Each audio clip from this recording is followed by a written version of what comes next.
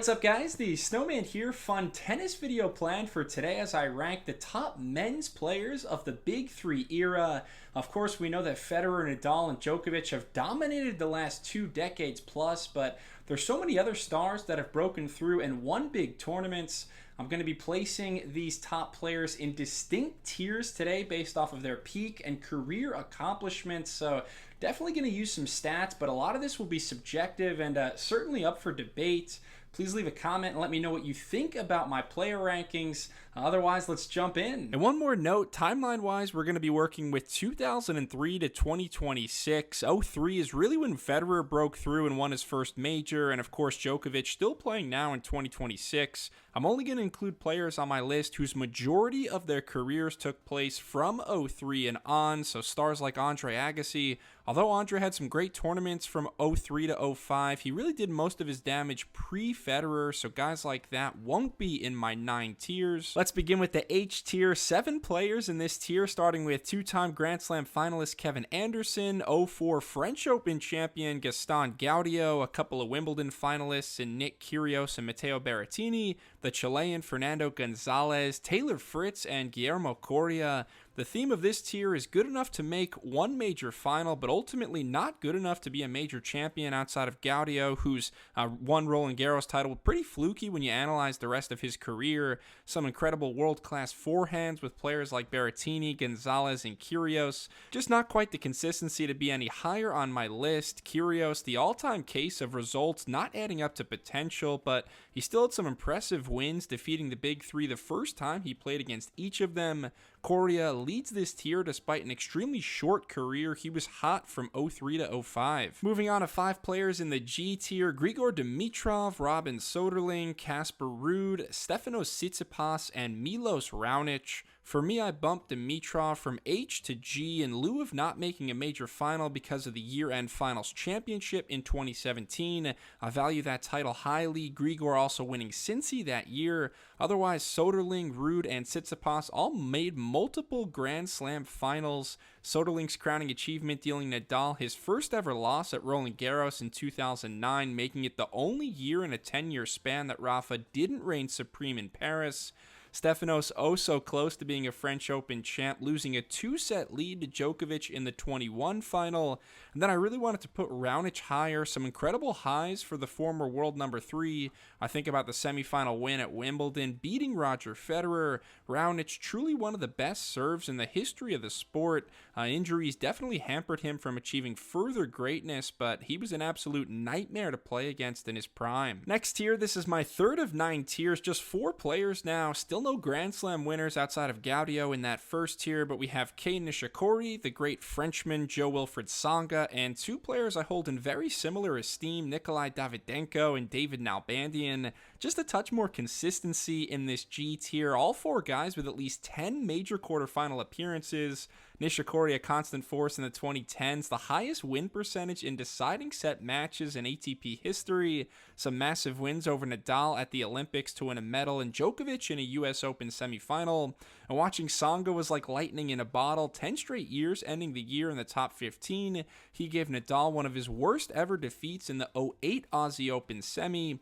And Nalbandian and Davydenko, 2 of the greatest to never win a major. Incomparable timing and power on their ground strokes, specifically both of their double-handed backhands. They each won the ATP finals once and multiple 1,000 level titles. And the best Nalbandian stat, he's the only player ever to beat Federer, Nadal, and Djokovic in the same tournament.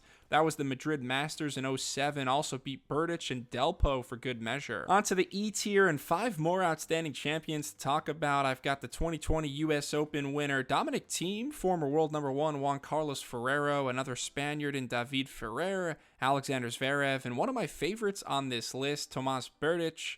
These are all players now that on their best days can legitimately challenge the Big Three. Thiem was a beast in the late 2010s, the Prince of Clay. It took Rafa beating him 3 straight years at Roland Garros, or else he would have had a title there. Huge forehand topspin and a gorgeous one-handed backhand. Kind of amazing that his only 2 big titles weren't on clay, rather hard court with Indian Wells and the US Open. Juan Carlos took advantage of a weaker era, era, but nonetheless a major champion in 03.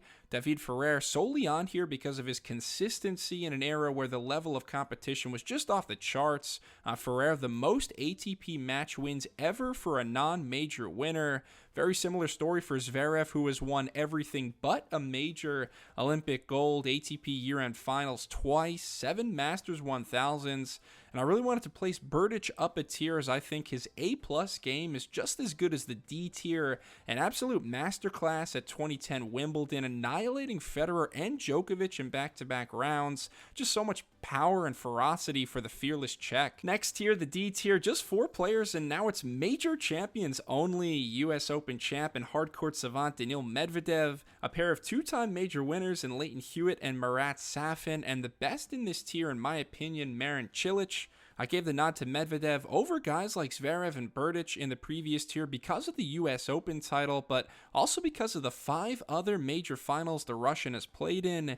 Medvedev has lost 5 setters in major finals to Nadal and Sinner, and 2 more major final defeats to Djokovic, but you'd be hard-pressed to find someone at 6'6" who covers the court better. Hewitt and Safin, very similar bodies of work. They're basically even to me. Hewitt was right on the edge for this exercise, as his 2 major wins came before 2003. However, he had enough success from 03 onwards that I decided to include him. With Safin, everybody remembers the 05 Aussie Open run where he took out Fed 9-7 in the 5th and followed it up by beating Hewitt in the final. And I just have so much respect for peak Marin Cilic. Just the 1 major title, but took the racket out of his opponent's hands for a good 14 years or so. His breakthrough at the 2010 Australian Open was crazy. That tournament, Cilic literally beat my entire next tier as a 21-year-old. And speaking of that next tier, the C tier, 3 of the greatest of all time: Andy Roddick, Juan Martín del Potro, and Stan Wawrinka. Oddly enough, Roddick, the only one of these 3 to reach number 1 in the world, but we know who Delpo and Stan had to compete with for the top spot. With Roddick, everybody knows about the serve, maybe the best of all time. If not for a nightmare head-to-head matchup against Federer, Roddick would easily be a multi-time Wimbledon champion. He lost to Fed 4 times at Wimbledon, 3 of those in finals. I really thought 09 was going to be his year. With Del Potro, the only thing that stopped him was injuries. Multiple wrist surgeries killed his career, but I'm basing these tiers mostly off of peak, and I promise you the Tower of Tandil's prime was better than any player that I've mentioned so far. 09 US Open beat Nadal 2-2-2 in the semis and ended Federer's 5-year reign in the final. And then there's Wawrinka, maybe the greatest big match player I've ever seen. Only 16 career titles, but goodness me, he won the ones that mattered. Stan was one of the only players that could stand up to peak Novak and actually hold his own.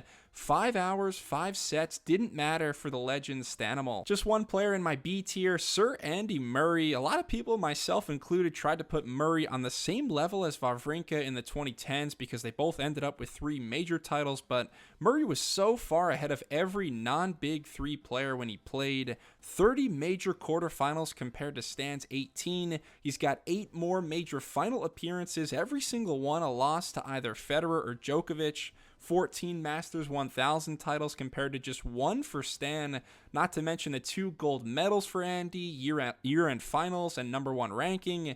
Any other era, and Murray is winning at least 5 or 6 majors with some of the best, most tenacious defensive tennis you'll ever see. Almost finished my A tier is the 2 young men who make up tennis's present and future as of 2026, Jannik Sinner and Carlos Alcaraz. I won't say too much here because their stellar careers are far from complete, but they've already separated themselves from their peers in a way that's quite reminiscent of the Big 3. It's a little bit of a projection here, but I'm assuming with 4 and 6 majors already, their careers will make even someone like Andy Murray's look pale in comparison. Obviously, the sky's the limit for Sinner and Alcaraz, just on another level work ethic-wise. Wouldn't shock me at all if they both ended up with 15-plus major titles. Which brings us to our final tier, the S tier, and this is our Big 3 of Nadal, Federer, and Djokovic. I've spoken enough about them on this channel. You could check out my other videos for more, but there was just a physicality, intimidation, and endurance in best-of-5 tennis that made them all nearly invincible. Just the ability to raise their game at will. Nadal the most physical, Federer the most graceful, and Djokovic the most clutch. That's why they're the best of all time. Thanks a lot for watching my best players of the Big Three era video. Please, again, leave a comment. Let me know what you think. I'm sure there's a lot of debate anytime you bring up lists like this. You know, how do you rank Del Potro's peak versus his a relatively short career, and just, you know, how does that match up with someone like David Ferrer and his longevity? But leave a comment. Let me know what you think, and I'll be back soon with more tennis and other sports content. Cheers.